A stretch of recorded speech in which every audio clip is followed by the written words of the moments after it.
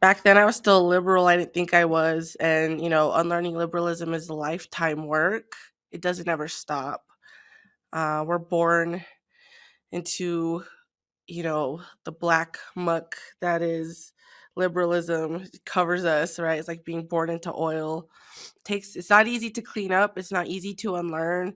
It's not easy to confront, especially when it's like so deeply internalized. Since then, um, and I've talked about this a little bit on the podcast, but developing politics about the sex trade really helped me develop my feminist politics. And it really forced me to confront a lot of things internally. You've heard me talk about that before, but I think also there was a lot of humbling experiences that we faced collectively as human beings, as living beings on this planet. The pandemic, really looking at the most horrific genocide in the 21st century, live streamed, seeing it daily through our phones. That would change anyone. That changes anyone with the heart, right? That changes anyone with humanity. And it really changes, or not change, but it highlights what's really at stake for us. For me, I've been learning to take a step back, and really, really listen before I act or speak.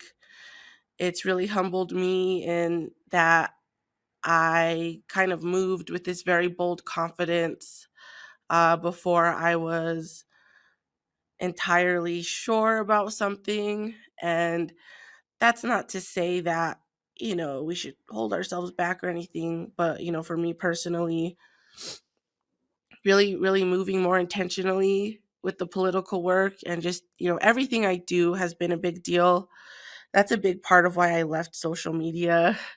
And I feel a little guilty about that sometimes too. For those of you who used to follow me, like, just please know I'm still accessible and you can reach out to me if you want to chat or anything like that. I gave a lot of folks my phone number. Don't be shy. But um, really thinking about what it means to have a platform, to be a public figure, and the great responsibility that comes with it.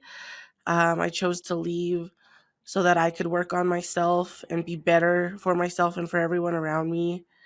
Um, but more than that, something that I've been thinking about a lot, especially when thinking about Palestine and our relatives in Gaza, is what Demetrius shared a couple episodes back about Palestine, where he says, when our relatives are experiencing death and grief, it's the responsibility, right? In Pueblo ways and Dene ways, it's the responsibility of the extended family to come through and take up that burden and take up the labor and take up the work while the immediate family mourns.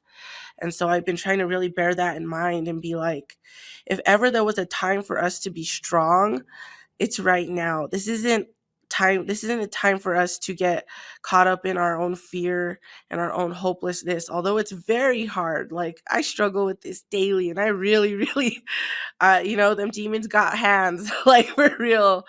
And so I really try to remember that this is not the time for fear. This is not the time for fear, especially not for us in the belly of the beast.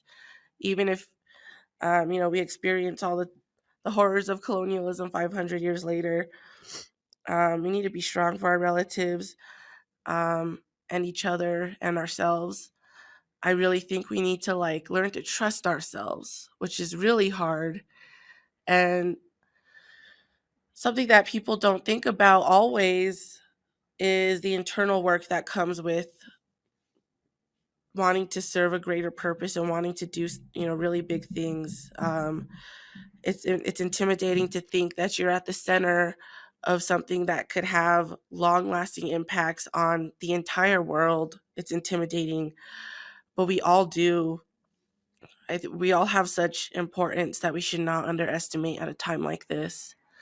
And as much as it's a time to be humble, it is also a time to truly embrace ourselves and our confidence and the purpose that we have in this world, to better the world, to ease suffering, to build a future.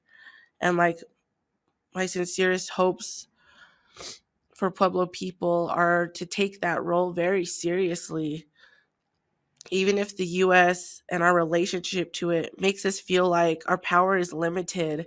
We need to remember that our power is not derived from the United States. It's not derived from the Catholic Church. It's not derived from any settler institution. We know where our power comes from. That doesn't need to be said on this podcast. And I hope we remember that. And I hope we remember our place in this world, our place, not only with our relationships with other humans, but with non-humans. Like, and I'm a lay person. I don't have any authority. I don't have any power. These are just like my sincere and humble ruminations. I'm in no place to be giving advice to anyone, but I guess this podcast is kind of a space where me and Justine thought we could just air our sincere thoughts, like I said.